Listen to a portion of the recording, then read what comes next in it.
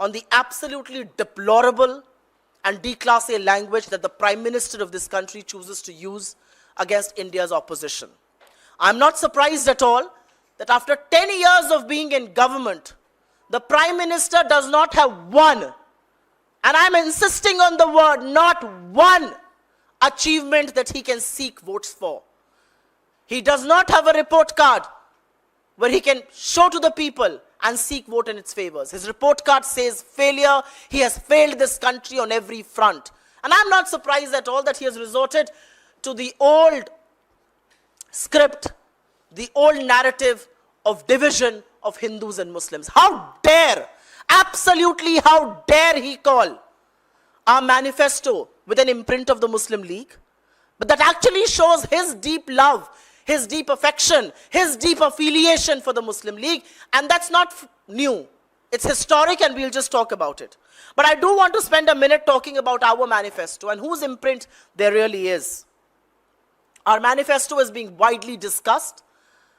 Experts, economists, people at large sections of media, including some of our opponents, are of the view that this is the blueprint for the future that India needs.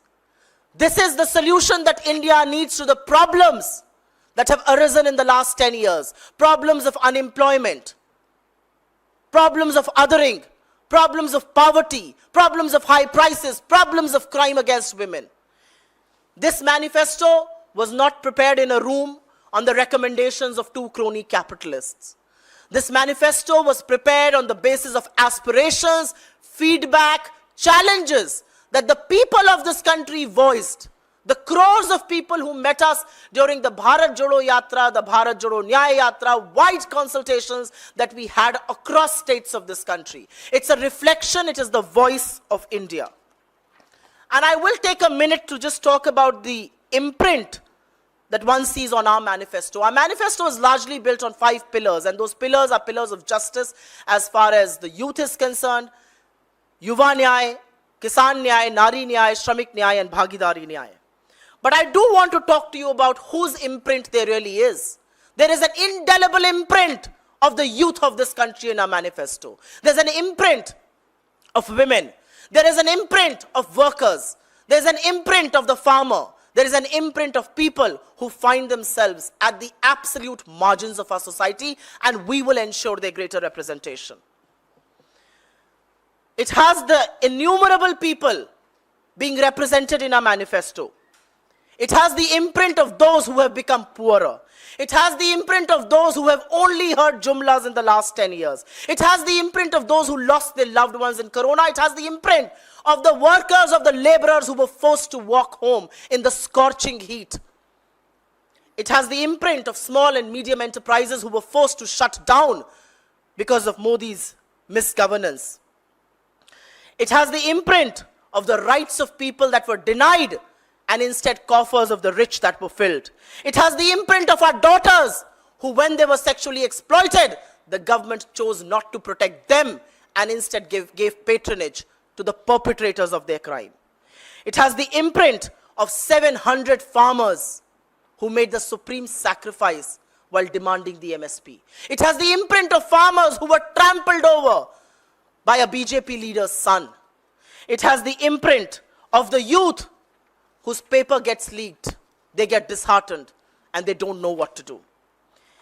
It has the imprint of our brave hearts protecting our country at our borders. It has the imprint of the 20 brave hearts in Galwan who made the supreme sacrifice, and the Prime Minister gave a clean chit to China by saying nobody has entered our territory. It has the imprint of the supreme bravery and courage of our armed forces, who are constantly denied their place, their position, and their power by the kind of statements that India's Minister for External Affairs and the Prime Minister make. It has this imprint of Kashmir. It has the imprint of the people of Manipur. It has the imprint of the people of Ladakh. And last but not the least, it has the imprint of those government institutions on the foundation of which our country has been built. Institutions that have been consistently sold by Narendra Modi. But let me quickly remind you of this deep love and affection that Mr. Modi has for the Muslim League. It's not newly acquired. ये नया मोहब्बत नहीं है, ये पुरानी मोहब्बत है. And this love emanates from the ideological ancestors of the BJP. If you remember in 1942, when India was on the roads, when India was pushing the British away during the Quit India movement, and do or die was the mandate that we lived by, Shama Prasad Mukherjee was running a government in Bengal, and his like-minded people were running governments in Sindh and in Northwest Province with the Muslim League. And they were also giving written suggestions to the British on how to curb this movement. The reality is that our manifesto is an answer to problems that people in this country face today. People in this country face problems of unemployment. This talks about 30 lakh government jobs. This talks about an apprenticeship program under which a graduate or a diploma holder can get an apprenticeship of 1 lakh for a year. It talks about a stringent law against paper leak. It talks about scrapping of the Agniveer and resorting back to how recruitments were done for our armed forces. It talks about legal MSP for farmers. It talks about waiver of farmer loans. It talks about exemption of seeds, fertilizers, and agricultural equipments from the GST. It talks about Mahalakshmi, where women household of poor families will get 1 lakh a year. It talks about 50% reservation for women in new government jobs. It talks about increasing the daily wage under Manrega to 400 rupees a day. It talks about gig workers getting social security under law. It talks about a health insurance scheme of 25 lakh rupees, which will cover treatment, test and medicines. It talks about an economic and caste census. It talks about legal rights of water, forest and land for our tribals. It talks about strict implementation of the Forest Rights Act. And as far as the states are concerned, it promises to restore full statehood to Jammu and Kashmir. It promises to give full statehood to Puducherry. It promises to give a special status to Andhra. It promises to include Ladakh, where people are out on the streets as we speak, to be included in the 6th schedule of the Constitution. It promises to amend the NCT Delhi Government Act of 1991. It seeks the removal of the government of Manipur and instead have a rehabilitation. The people of this country believe that the Congress walks the talk. The Congress, during its 10 years of UPA, gave right to education, right to information, right to food, Manrega, and other schemes like that. Our governments in Karnataka, Telangana, and Himachal have walked the talk on the schemes that we had promised, whether it's Raitu Bharosa or Grah Lakshmi or Grah Jyoti or OPS and other schemes like that. And with that in mind, the Prime Minister is rattled.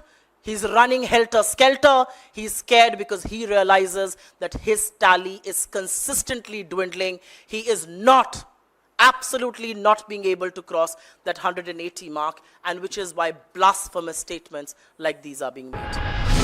Stay ahead with our cutting-edge news app. Instantly access the latest shorts in just 1 minute and breaking news in just 50 words. Download now for a smarter, faster news experience.